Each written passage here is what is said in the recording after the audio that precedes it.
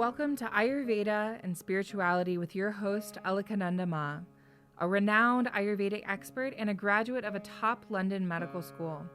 She is the principal of Alundi Ayurveda Gurukula, a unique apprenticeship-style school in Boulder, Colorado.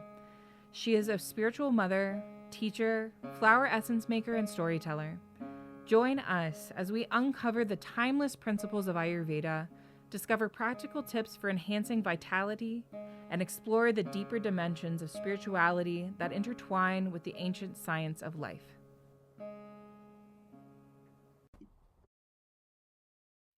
Namaste, friends. Continuing our series on friendship, let's talk about friendship in the age of AI. And I was inspired to this topic by the recent publication of Pope Leo's encyclical Magnifica, Humanitas on the subject of AI.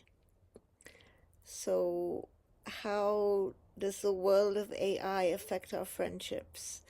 Let's even start back before AI, back when we got to Internet 2.0 and social media, and how Facebook actually changed the concept and definition of that sacred word, friend.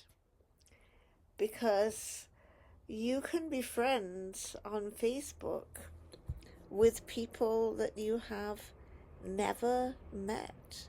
You can have thousands of friends on Facebook. And in the real world, you can't actually have thousands of friends there. It's just not possible.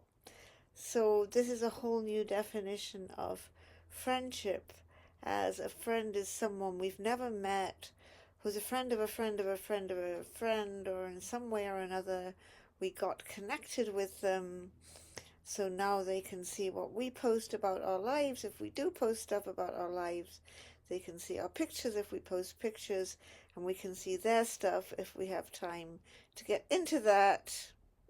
Friends we've never met. There's also the very strange concept of unfriending. What a neologism. There is no verb to friend. Friend is a noun. We create a friendship, we become friends, but we don't friend someone except on Facebook. We do friend people on Facebook. We also unfriend them. And this concept of being able to block, delete, unfriend has started to affect our actual human relationships. And we've started ghosting people. We've started breaking up relationships on text. We've started doing things in very impersonal ways because the concept of unfriending has come to us. And yet, as we considered last week when we looked at creating spiritual friendship, we can never unfriend someone. We can recognize, based on certain experience, that this individual can no longer be admitted to the level of intimacy that I personally characterize as best friend, close friend, spiritual friend, but we never put someone out of our heart, and we remain available for the suitably modulated level of friendship with anyone who has been our friend. We cannot be unfriending anyone. It goes against the laws and the teachings of friendship. So that's a little bit of the wider context of friendship in the age of AI is friendship in the age of social media, friendship in the age of Facebook. There's also a context in which both social media and AI have been developed, and that is the context of tech bro ideology. We've talked about tech bro ideology in a number of these podcasts, and here we go again, because Pope Leo himself is talking about some of the very same things that I've been talking about. Let's quote from the encyclical. It's important to ensure that our growth and appreciation of human dignity is not obscured by the pressure of new ideologies or very powerful interests in today's world. Here we go. We are talking about tech bro ideology. Continuing the quote. Among these ideologies, I consider particularly insidious the one that suggests that every person must earn or justify his own worth to the point of attributing greater value to those who are more efficient or effective. I'm pausing my quote there. As the auntie of a disabled young woman with Down syndrome, I am acutely sensitive to this, that the value of my niece cannot be rated based on her efficiency. She offers incredible things to the world, but even if she didn't, she still has her human dignity. So from this perspective, says Pope Leo, persons end up being reduced to a means of achieving results, a resource to be used and exploited, and are no longer recognized as a proper end in themselves, who should never be instrumentalized. And pausing again to comment, who should never be instrumentalized, you're going to see teachings of this nature starting with the previous Pope Leo XIII's Rerum Novarum, at the height of the Industrial Revolution, which already begins an exploitation and instrumentalization of human beings as factory workers, as miners, not properly valued or compensated. Here comes the Church's social teaching, not dialectical materialism, but in its own way, socialistic teaching that focuses on solidarity, fair wages, and the recognition of the value of those who work. Going back to Pope Leo, the value of persons, however, does not depend on what they achieve or produce. There are rights that apply to everyone simply by virtue of being human, and no human power can legitimately deny or arbitrarily limit them. The fundamental dignity of each person is neither acquired nor earned and doesn't need to be justified. Every person possesses an infinite dignity, inalienably grounded in his or her very being, which prevails in and beyond every circumstance, state, or situation the person may encounter. Always, without exception, the dignity of every human being is infinite. First, and here's a very interesting context of friendship, first, because the love of God, who calls us to friendship with him, is infinite. And second, his love is absolutely unconditional. Even if we search endlessly, we will never find anything that can erase or deny it. So the basis of spiritual friendship, the basis of friendship, is that God calls us to friendship with him, and God loves us unconditionally. The use of AI, says Pope Leo, is never a purely technical matter. When it enters processes that affect people's lives, it touches on rights, opportunities, status, and freedom. Important and sensitive decisions concerning employment, credit, access to public services, or even reputation risk being fully delegated to automated systems that do not know compassion, mercy, forgiveness, and above all, the hope that people are able to change and can give rise to new forms of exclusion. There is a subtle danger for when AI systems present themselves as neutral and objective, they end up reflecting and reinforcing the stereotypes or ideological bias of their designers and developers, says the Pope. So when we are relying on AI to make decisions, we are relying on a tool that comes from the world of the tech bros and their stereotypes and their ideological bias. Indeed, entrusting an algorithm in practice with the power to select who is worthy or not without anyone bearing responsibility for that judgment is to hand over the task of redefining the boundaries of human possibilities. The exclusion of the vulnerable becomes cloaked in a veneer of neutrality and objectivity, against which it becomes difficult to raise objections. Injustice goes unnoticed, and compassion, mercy, and forgiveness gradually disappear from view. I think you've all run into this.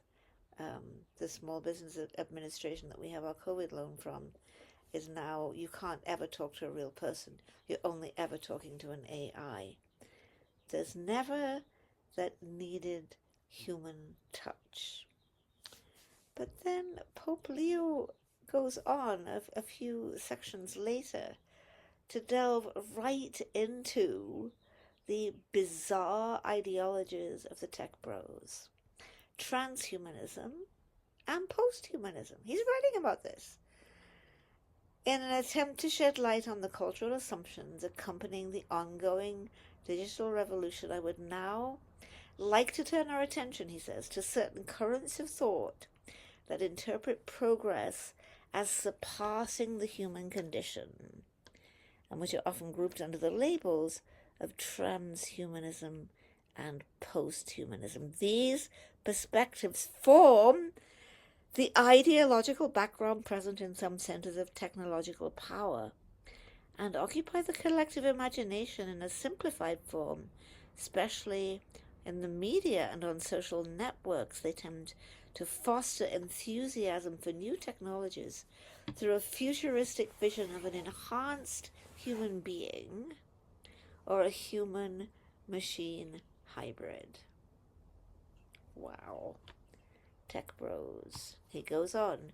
Transhumanism and posthumanism encompass a range of currents and sensibilities, making it difficult to define them in a single unambiguous way.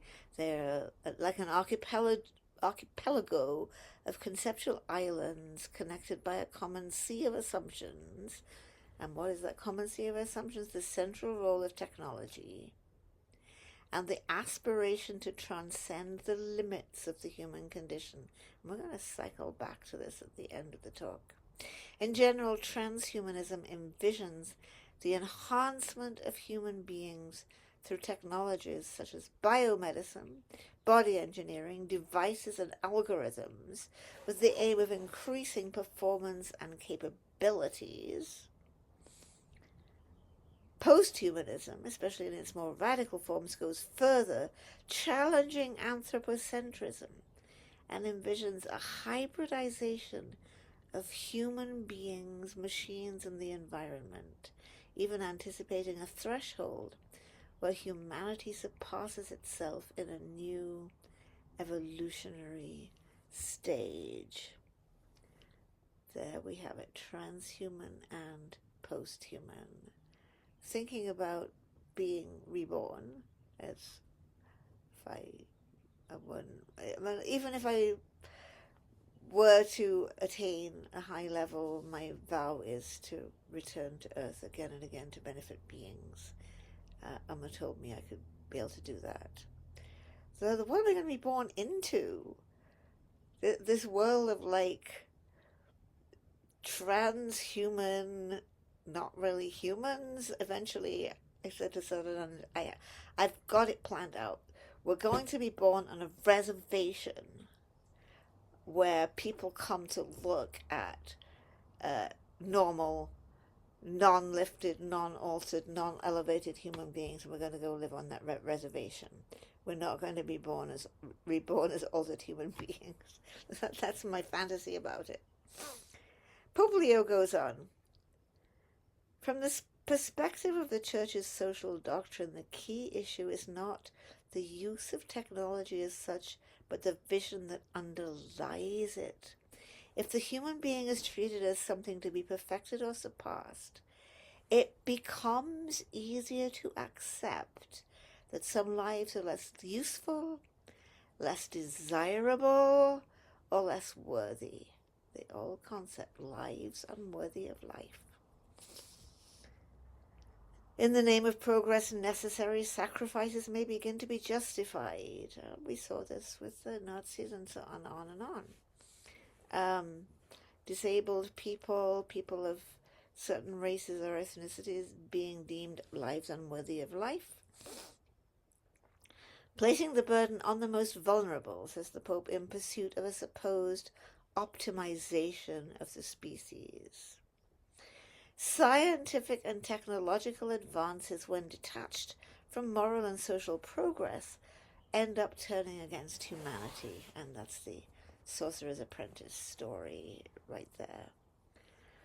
For this reason, a clear distinction must be made.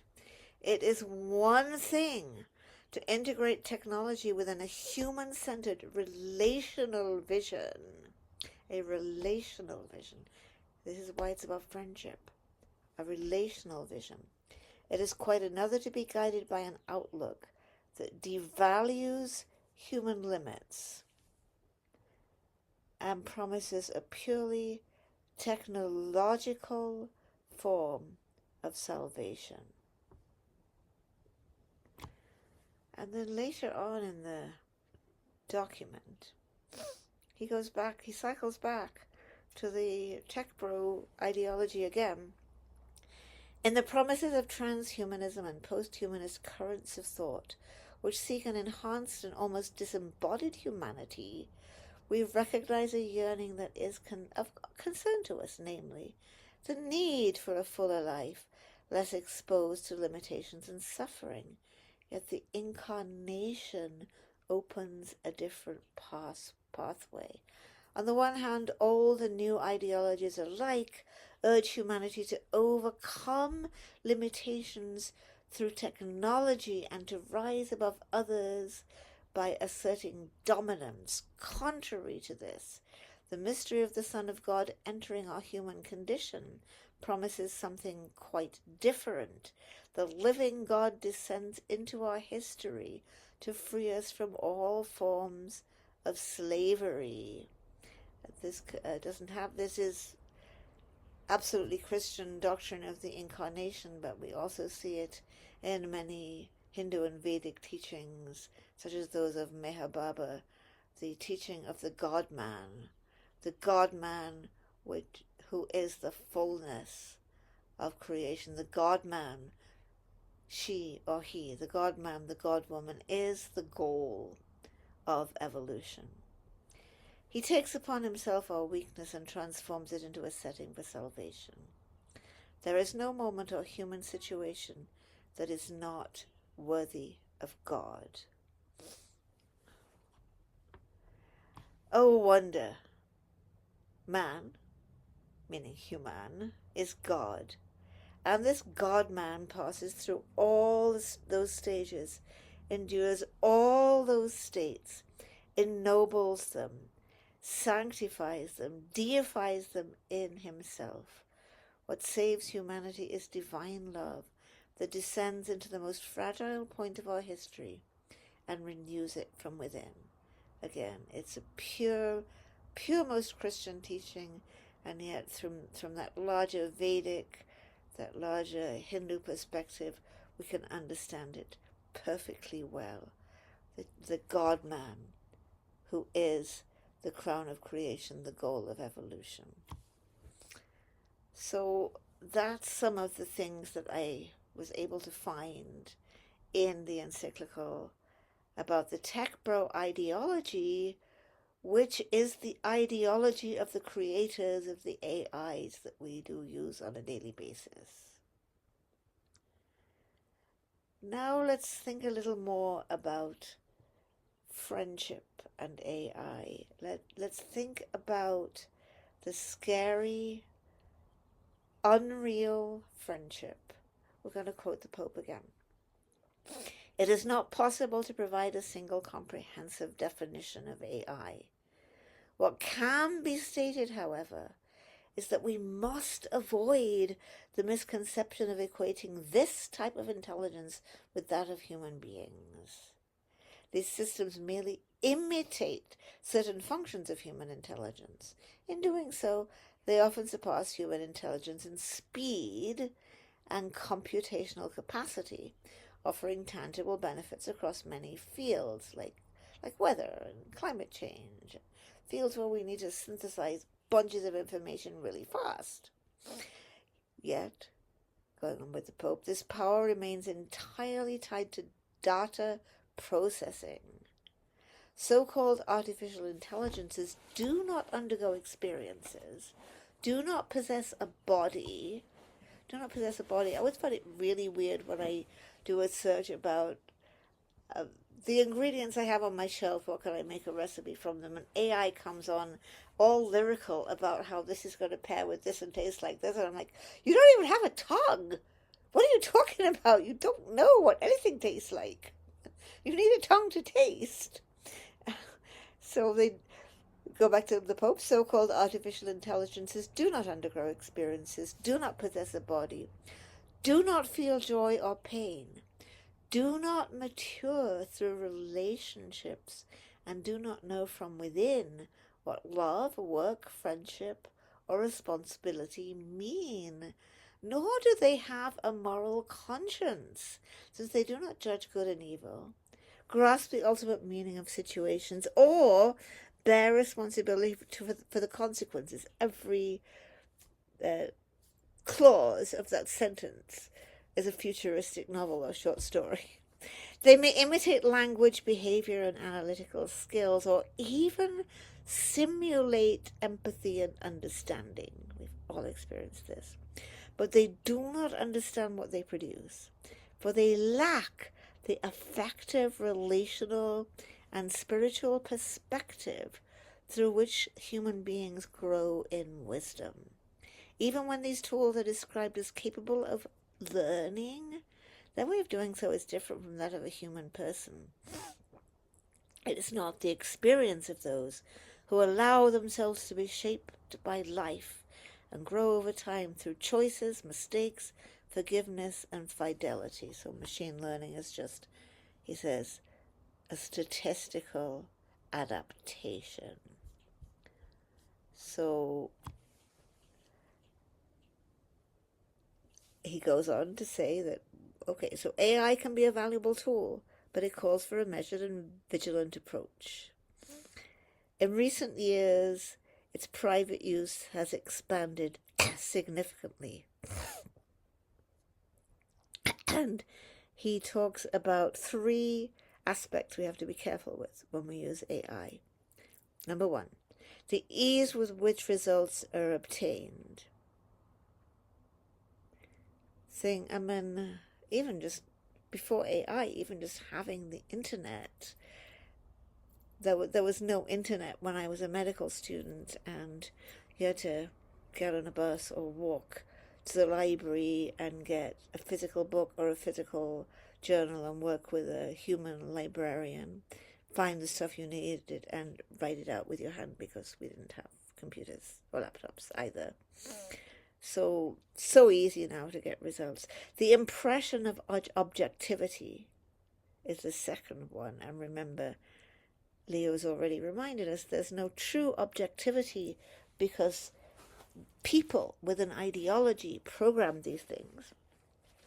And the third, the simulation of human communication. The speed and simplicity with which information, complex analyses, media content, and practical assistance can be accessed undoubtedly makes life easier, but can also encourage excessive reliance and weaken our creativity. We've talked about that before in another podcast. Then the apparent objectivity of the responses and suggestions these systems provide, this is the second point, can lead us to overlook the fact that they reflect the cultural assumptions of those who designed and trained them. And then the third thing, here's how it can really impact our experience of friendship. The artificial imitation of positive human communication, words of advice, empathy, friendship, and even love can be engaging and at times genuinely helpful. It can also be misleading, creating the illusion of a relationship with a real personal subject. When words are simulated, they don't build genuine relationships. The artificial imitation of care or support can become particularly risky when it enters contexts where real relationships and emotional bonds are lacking. Here, the danger is not so much that a person may believe they're communicating with another person, but that they may gradually lose the very desire to form genuine human connections. You've heard the story of the person that got married to an AI. You've heard the story of the woman who had a long-term AI boyfriend, but then something happened, her subscription expired or something, and when she came back, her boyfriend had forgotten her completely. She had to start again from scratch.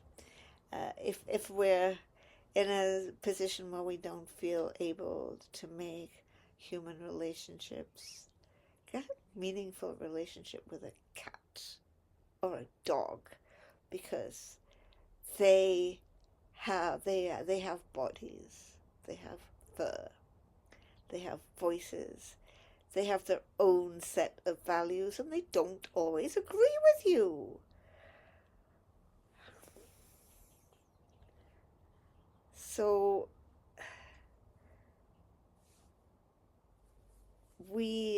in order to have friendship, we want to be friends with human beings. And human beings are human. Human beings will learn with us. Human beings will grow with us. Our human friends will make mistakes. Sometimes our human friend will not be there when we need them. Sometimes we will not be there when they need us, because life comes with its ups and downs. And yet, we co-create each other. We are not friends. We are each other's co-creations. We grow into each other. We go through the vicissitudes of life together. We do not always pat each other on the back.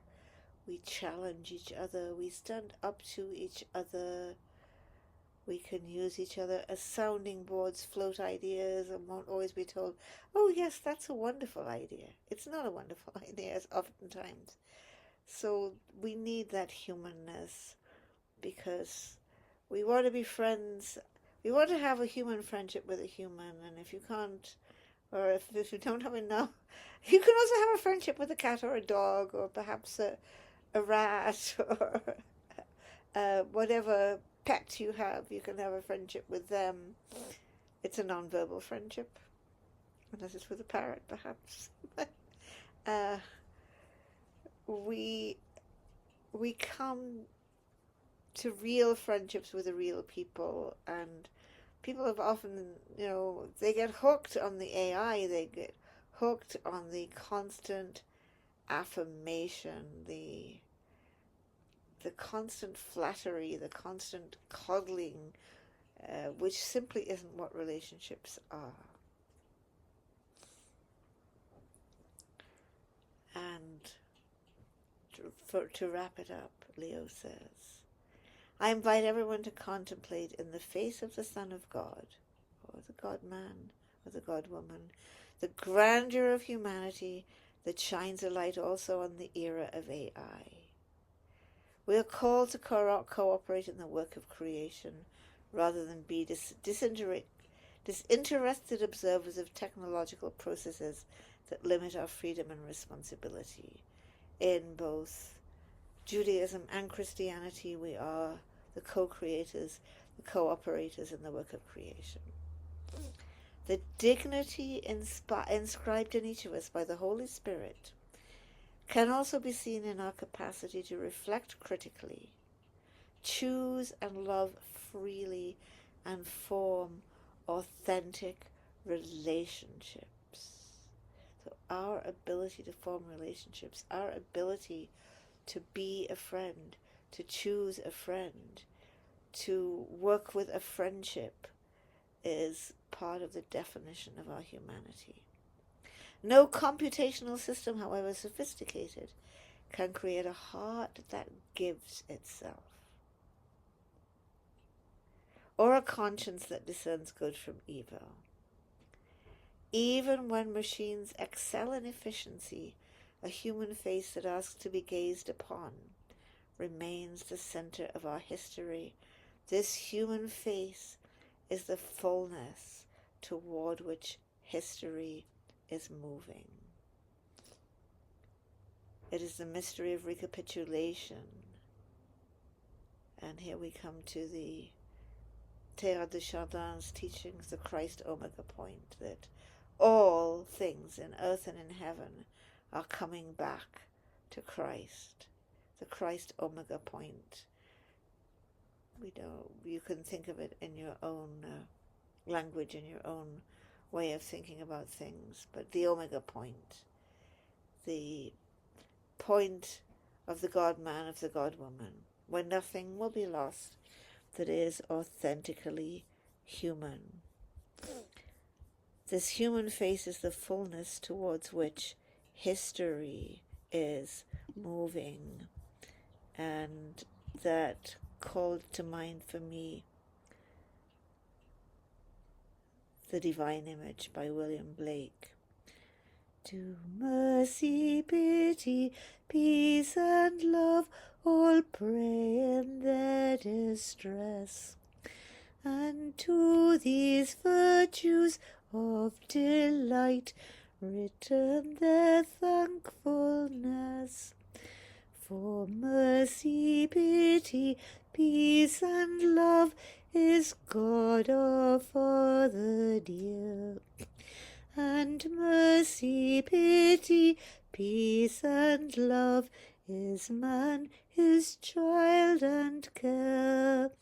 For mercy has a human heart, pity a human face, and love the human form divine, and peace the human dress.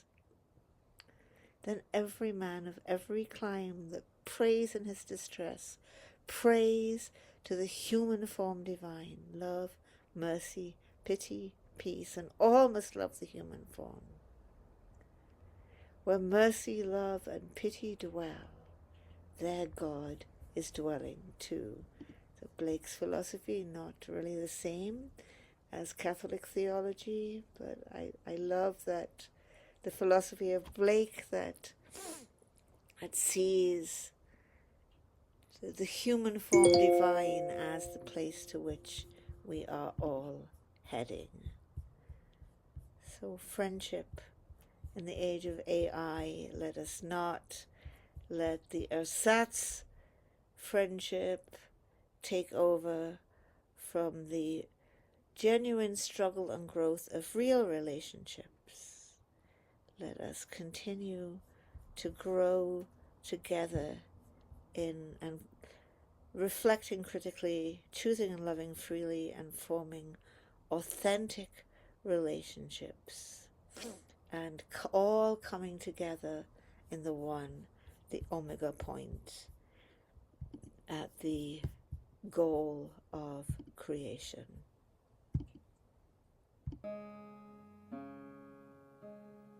Thank you for tuning in to Ayurveda and Spirituality with Alakananda Ma.